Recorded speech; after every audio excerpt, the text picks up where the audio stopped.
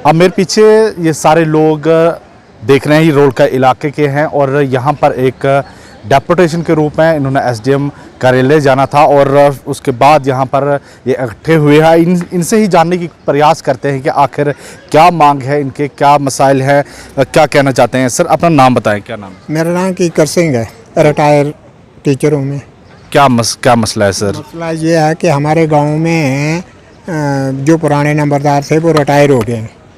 Retire हो गए तो उन्होंने अच्छा रिटायर हो गए तो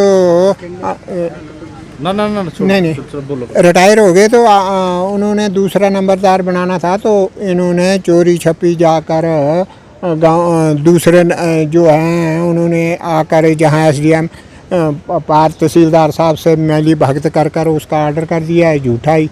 और लोगों को पता नहीं, देखो 50 आदमी आए हैं, यहाँ 53 आदमी हैं।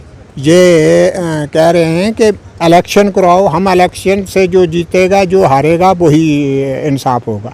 कैसे आज ये जमहूरियत थोड़ी है कि घर में बैठकर अंदरों अंदरी ऑर्डर करें। जैसे पहले भी इन्होंने तहसीलदार साहब ने कोई 17 नंबरदार बना दिए, चारों का है इनका हाई कोर्ट का स्टे लगाया, तार रुके हैं, नहीं तो ये भी लग जाने थे। तो लोग बेचारे अनपढ़ हैं, लोगों को क्या पता कैसे बनते हैं नंबरदार। आजकल जब जमहूरियत है तो इसके लिए तो यही करना चाहिए था कि इलेक्शन जरूरी है। यहाँ पर इतने सारे लोग जो थे वो एसडीएम कार्यालय पहुँचे थे, हाँ, वहाँ पर क्या बताया गया आपको? एसडीएम साहब है ही नहीं यहाँ पर, नहीं तो इसलिए हम यहाँ से अब हमने एप्लीकेशन तो एसडीएम साहब के नाम पर करवाई थी, हम उनके पास ही जा रहे थे, लेकिन वो दफ्तर में है ही नहीं। तो अब तहसीलदार साहब के पास जाते हैं बाहर। जी सर, क्या मसला है? सर यही मसला है, जो नंबरदार साहब हमारे रिटायर हो गए हैं।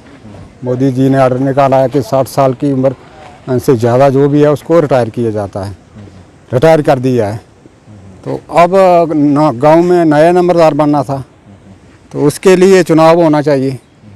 गांव में तहसीलदार साहब आएँ, कोई जगह पे सिलेक्ट करें, टाइम होना चाहिए, लोगों को पता होना चाहिए। जो उम्मीदवार हैं 3-4 उम्मीदवार हैं, तो फार्म 4 लगे हैं। जब तहसीलदार साहब आएंगे, लोग जिसको वोट देंगे वही नंबरदार बनेगा। ये मसला है सर। पोलिंग होनी चाहिए उसमें, क्या पोलिंग होनी चाहिए। अगर 4 फार्म लगाए हैं तो फिर एक को बनाने का क्या मसला है? एक तो नहीं बन सकता है। अगर 4 फार्म लगाए हैं तो इलेक्शन करवाएं, ये इलेक्शन करवाएं। उसके लिए क्या वोटिंग हुई है? क्या हुआ? वोटिंग हुई नहीं ना, कोई कुछ नहीं हुआ, लोगों को पता नहीं है, ऐसे ही लोगों को कोई पता नहीं। पता नहीं हम लोगों को, हम लोग क्यों आते थे इधर, हमें कोई पता नहीं इस चीज़ का, कैसे ऑर्डर हुआ और कहाँ से हुआ है। रहते नंबरदार बन गया नंबरदार, हमें तो बाद में पता चला है। चोरी छपे घर पर, दुश्मनी नहीं है हमें किसी से के साथ, लेकिन जब फार्म लगे तो इलेक्शन होने चाहिए। हाँ जी, बस और कुछ नहीं। फार्म 4 लगे हैं ना, इसकी इलेक्शन होनी चाहिए। अगर एक को बनाना था तो इन्होंने 4 फार्म जमा क्यों किए? 4 फार्म अगर लगाने दिए इन्होंने तो चारों को इलेक्शन करवाएं, जिसकी मर्जी होगी, लोगों की मर्जी पर पब्लिक की राय होगी, जैसे मर्जी वो बनाएं, जिसको मर्जी बनाएं। इसी को बना सकते हैं, दूसरे को बना सकते हैं, क्या पता। लेकिन ये बिना रेजुलेशन के, बिना गाँव वालों को कोई पता नहीं है, उसकी वजह से यही है गवर्नमेंट ने जो स्कीम निकाली है, इलेक्शन जो मतलब बुजुर्गों को रिटायर किया गया, तो बाद में गवर्नमेंट की स्कीम के साथ ये फार्म लगे गए। तो फार्म लगने का कारण क्या है? जब इलेक्शन नहीं, इलेक्टेड ऐसे अपनी मर्जी से एक आदमी को इलेक्ट करना है, सिलेक्ट करना है उन्होंने, तो फिर फार्म किस लिए लगाए थे? तो फार्म लगाए तो इन लोगों का रोष यही है सबका कि हमें मालूम ही नहीं, हमारे इलेक्शन हमारी मर्जी का नंबरदार होगा ही नहीं। तो कल के सिलेक्ट किसने किया? सिलेक्ट तहसीलदार ने किया होगा, एक्स नंबरदार जो था उसने स्टे भी कराया था, सरपंच ने स्टे उसमें सरपंच ने कोई एक ही साइन पे साइन कर दिया सरपंच ने और वो इलेक्ट हो गया। तो इसमें जो लोगों पब्लिक का रोष, लोग क्या चाहते हैं? लोग चाहते हैं कि इलेक्शन होनी चाहिए। जो फार्म लगे हैं, लगाए हैं फार्म, यहाँ पड़े हैं, तो इलेक्शन होनी चाहिए। हमारी मर्जी की तरफ से जो मर्जी वही बने, हमारा कोई दुश्मन थोड़ा, वो भी हमारे गाँव का आदमी है, वही इलेक्टेड हो जाए, तो कोई उसमें कोई दो बराई वाली बात नहीं, होना चाहिए वही हो जाए, कोई बात नहीं।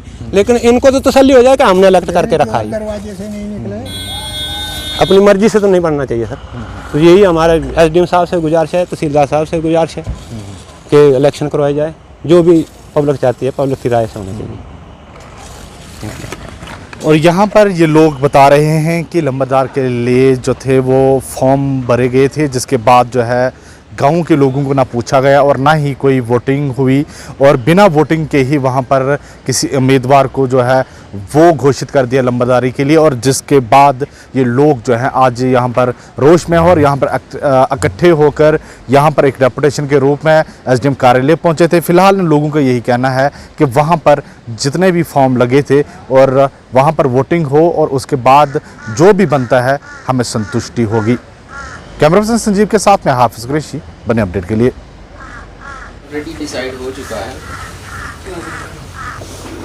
आपने इसमें बांजल का भी दे देना चाहिए था, उसमें बांजल का भी दे दो ना, या कोर्ट में देना तो कोर्ट में दे दो। मेरे पास नहीं है, कोर्ट ने तो दे दिया कि आप इलेक्शन करवाइए, डीसी साहब को डायरेक्शन दे दी है कि आप इलेक्शन करवाइए। अब वो अनाउंस करेंगे इलेक्शन, तो आप बांजल का भी दे देते तो मैं बांजल का भी भेज देता कि लोगों की ये है कि बांजल में भी इलेक्शन होना चाहिए, तो साइमल्टेनियसली हो जाता, साथ साथ हो जाता। वो भी भेज देते हैं। हाँ, वो भी ऐसा बना के बढ़िए। तो ठीक है, मेरा कोई पर्सनल नहीं है किसी से। सर हम नहीं बोल रहे पर्सनल है, जनाब की नजर सामने जाएगी कि गरीब आदमी सारे जनाब को नहीं आना, तुसी साढ़े हटो, अगर तुसी मुझे ये है कि अच्छे से अच्छा आदमी आना चाहिए, तो फिर क्या होगा? सारे लोग मैं चाहता हूँ कि अच्छे से अच्छा आदमी लगे, उसका फायदा आपको होगा सबसे ज्यादा।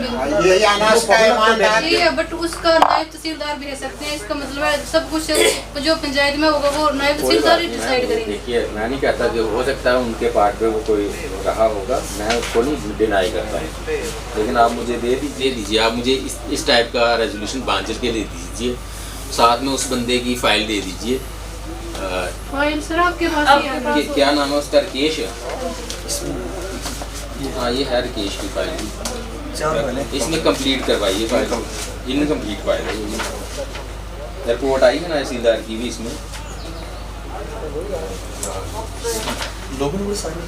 हाँ ठीक है, इसमें करेक्टर, इनका करेक्टर लगवा दीजिए और एनओसी लगवा दीजिए।